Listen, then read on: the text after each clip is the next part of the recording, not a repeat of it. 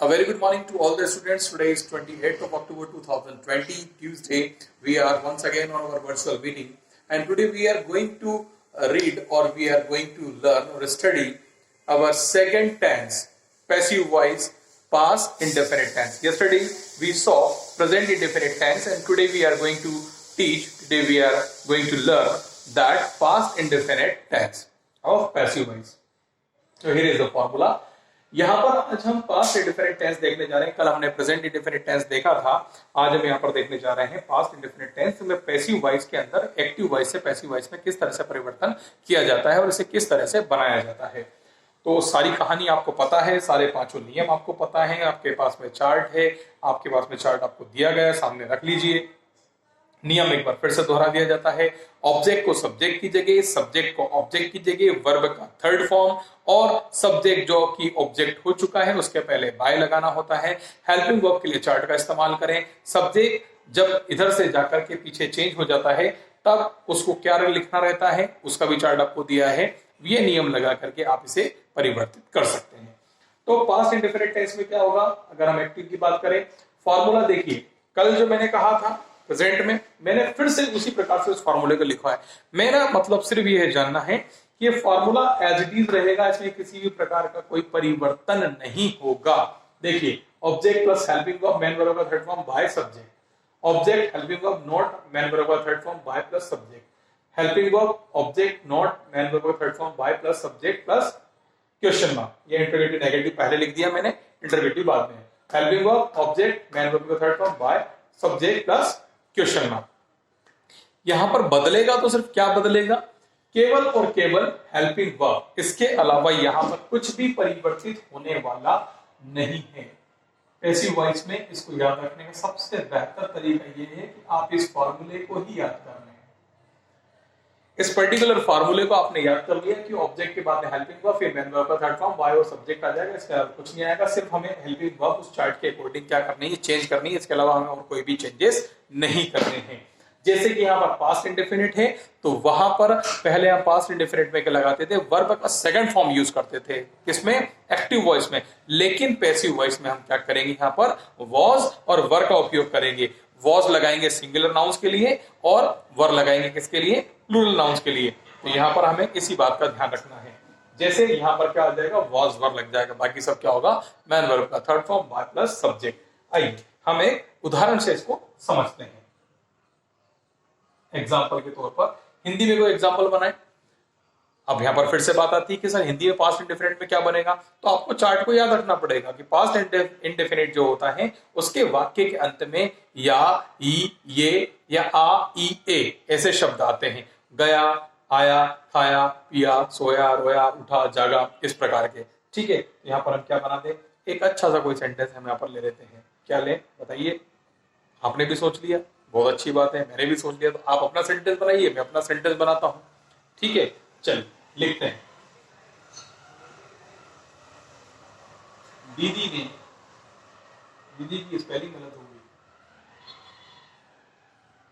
I think इस तरह से दीदी लिखते हैं। दीदी ने चाय बनाई। वो स्पेलिंग पर मत जाइएगा आप, हो सकता है कि दोनों में बड़ी मात्रा है, दोनों में छोटी मात्रा है। ओके, दीदी ने चाय बनाई, पीछे क्या आ रहा है, ई।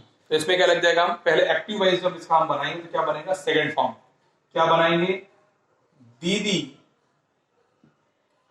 क्या लिखें, प्रिपेयर्ड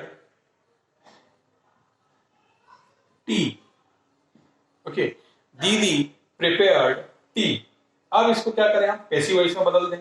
पैसिव वॉइस में बदलने के लिए क्या करना पड़ेगा, टी को लाना पड़ेगा इधर, दीदी को ले जाना पड़ेगा उधर। जब दीदी उधर जाएगी तो दीदी से जीजाजी बन जाएगी क्या, नहीं, दीदी का क्या रहेगा, दीदी ही रहेगा। दीदी उधर जाकर के दादी नहीं बनेगी, दीदी दीदी रहेगी। हमने जैसा कि पहला देखा है, तो वहां पर नाम में या रिलेशन में कोई भी परिवर्तन नहीं होगा। टी इधर आ जाएगी, तो टी का हम कैपिटल टी लिख देंगे, टी। फिर क्या चाहिए, हेल्पिंग वर्ब। ठीक है, तो हेल्पिंग वर्ब चाय क्या है, असंख्य है, नहीं, सिंगुलर है, यस। यहां पर क्या लग जाएगा, was, T was. Okay, second form prepared था, थर्ड फॉर्म भी प्रिपेयर का प्रिपेयर्ड ही होता है। यहां पर क्या लिख देंगे, आज भी प्रिपेयर्ड लिख देंगे। टी वॉज प्रिपेयर्ड, फिर बाय लगा देंगे और आखिरी में क्या हो जाएगा, दीदी। ठीक है, नेगेटिव की बात करें तो क्या होगा, tea was not prepared by didi. Okay, then interrogative की बात करेंगे तो क्या हो जाएगा, वॉज का W capital, was tea prepared by didi and question mark. Interrogative negative की बात करें तो वॉज डब्ल्यू कैपिटल लिखेंगे, was tea not prepared by didi and question mark. यहां पर हम क्या करते हैं, इस प्रकार से इसके नेगेटिव, इंट्रोगेटिव और अफर्मेटिव, इंट्रोगेटिव, नेगेटिव सेंटेंसेस को प्रिपेयर कर लेते हैं। तो ये आप नोट डाउन कर लें। फॉर्मूला कल भी था आपके पास में, वही फॉर्मूला, केवल हेल्पिंग वर्ब में चेंज करना है। बार बार फॉर्मूला लिख करके आप अपना समय व्यर्थ ना करें, केवल इसको समझने पर ध्यान दें कि क्या लिखा गया और क्या करना है। सिर्फ हमें हेल्पिंग वर्ब चार्ट को याद करना है और इसको बदल देना है। अब यहां पर क्या करें, अब बारी आती है किसकी, हमारे 5 सेंटेंसेस की। Sorry to disturb by my son. यहां पर अब 5 सेंटेंसेस की बारी आती है, तो लिखिए पहला sentence, I wrote a letter. I wrote a letter. Second form में बना रहे हैं हम, I wrote a letter. Sentence number 2, Papa called me from the house. Papa called me from the house. Third लिखिए, My son disturbed in teaching. My son disturbed in teaching. Next लिखिएगा, I understood the theme of the drama. I understood the theme of drama. Next लिखिएगा, Piku went to market. Piku went to market.